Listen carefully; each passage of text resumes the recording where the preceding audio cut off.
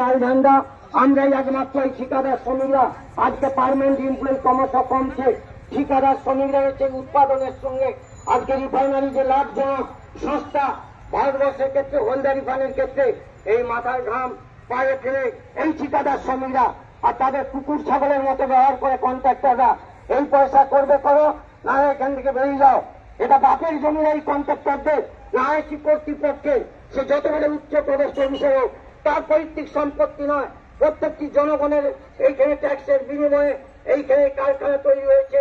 এই উৎপাদনের সঙ্গে আমাদের এইসব ঠিকা শ্রমিক, পার্মানেন্ট শ্রমিক, অফিসার, সিআইএসএফ তিনিও যে শ্রম দিচ্ছেন, আইসির একজন ইডি থেকে contractor labour, contractual labour, daily রেটের লেবার, প্রত্যেকেরই অবদানের মধ্য দিয়ে আপনার হচ্ছে এই রিফাইনারি আজকে লাভজনক সংস্থা হিসাবে।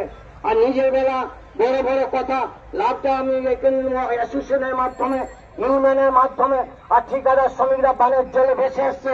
এই জিনিস চলবে না বেশি দিন। পরিস্থিতির পরিবর্তন ঘটেছে। ওই তৃণমূল কংগ্রেস সরকারকে দেখে দেখে বেশি দিন চলবে না। মানুষ যদি জেগে উঠে, কোন ঝান্ডা, যদি লাল ঝান্ডা শ্রমিক স্বার্থ